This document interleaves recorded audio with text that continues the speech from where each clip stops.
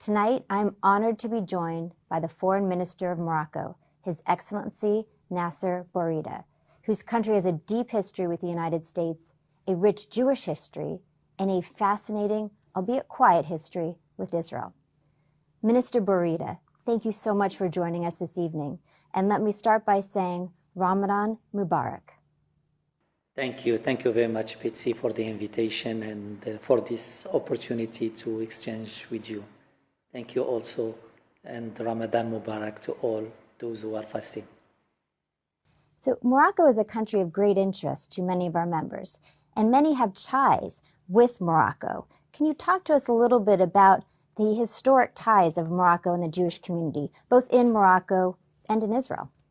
I wonder if we can talk about Morocco and the Jewish community as a separate bodies, because they are one community. The Jewish population has lived in Morocco for centuries. They are part of the Moroccan population.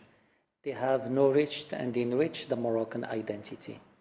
And that's why our constitution may be the only one in the Arab and Islamic world which is mentioning the Jewish component as an important component of the Moroccan identity. This relation is also about a relation between the Jewish community and the Moroccan monarchs, a very long history, back to the 15th century when the Jewish community was expelled from Andalusia. They were welcomed in Morocco. Late King Mohammed V rejected the anti-Semitic laws of the Vichy regime and refused to hand over the Moroccan Jewish community to the Nazi regime. He said, if you take them, take my sons also. And today, His Majesty the King Mohammed VI is doing a lot also to preserve this legacy. His Majesty ordered also the renovation of almost 170 cemeteries and holy sites in Morocco, and more than almost 20 synagogues have been restored. Today in our school curricula, the reference to the Jewish components of the Moroccan history is there, and which is a unique fact in the Arab and the Islamic world. And Morocco is the only Arab and Islamic country with Jewish communities still living here, with its synagogues, with its tribunals, with its all its structures as normal components of the Moroccan identity and the Moroccan people. So that's why this relation is very particular. It's unique in the Arab world, and it has been safeguarded by the commitment of the kings of Morocco, but also the willingness of the Moroccan people. Thank you for that explanation. I think that's really important for not just our members, but for everyone to understand. Morocco also has relations with Israel. Can you describe to us a little bit about, in December, the decision to enhance this relationship with Israel?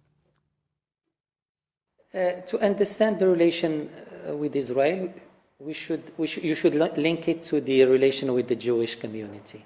It's for Morocco, that was a normal relation.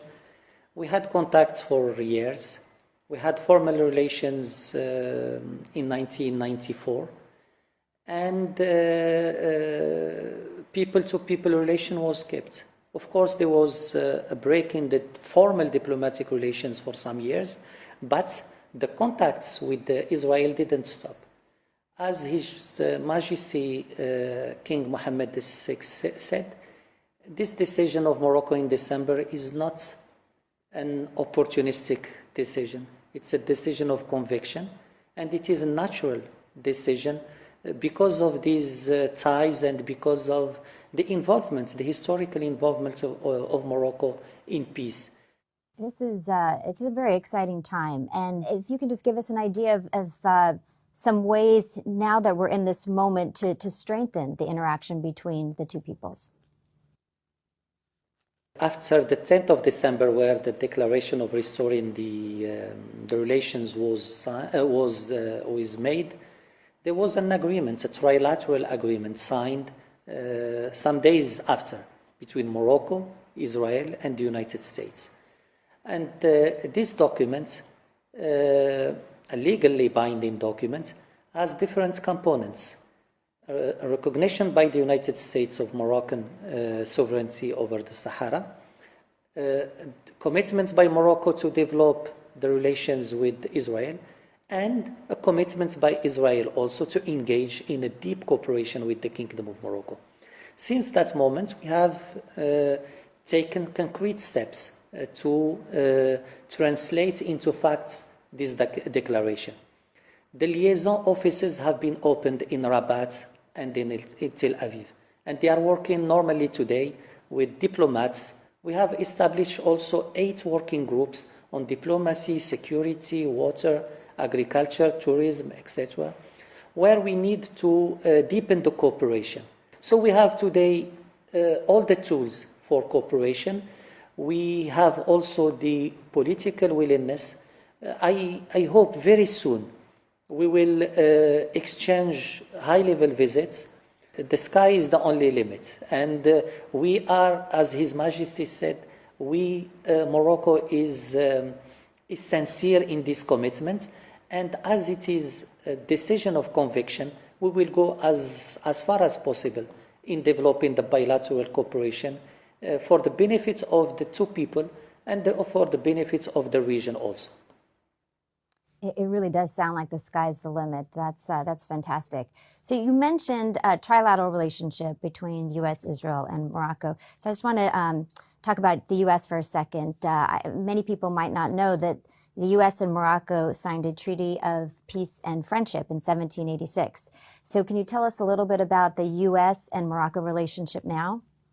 We have a strong political component through a strategic dialogue. We have a military commission to coordinate. We are the only African country to have an FTA, a free trade agreement with the United States. We are a non-NATO ally of the United States since 2004. And we have a very counter-terrorism and military component. So the relation is deeply rooted, the relation is adapted.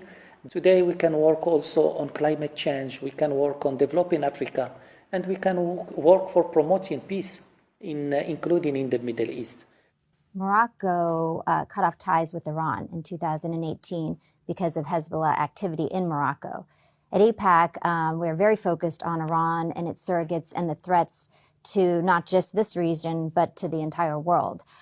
So what is Morocco doing about the activity with Iran and its surrogates, and how do you see working with friends like the U.S. and Israel to combat that threatening activity?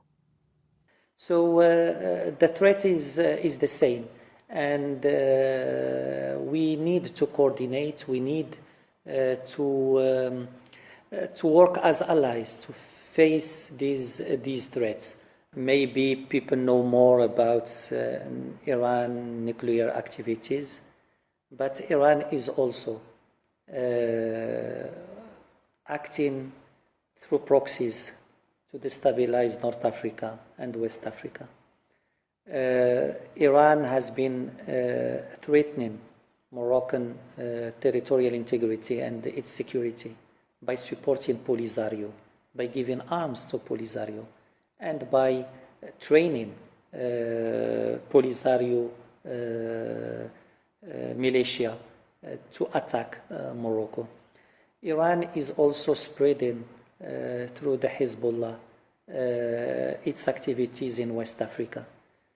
And today we are still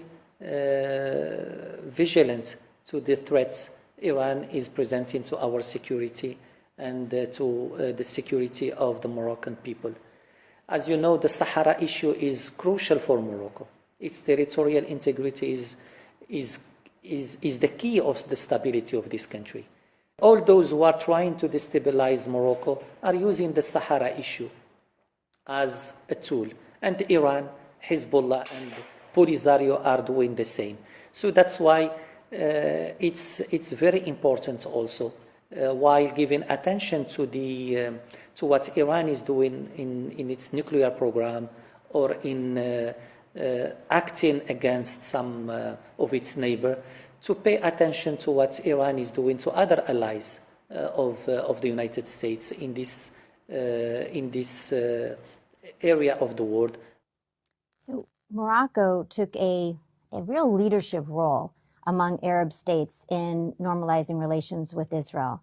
How do you see Morocco moving forward and maybe inspiring other Arab countries to also normalize relations with Israel? We think that the regional dynamic is very important.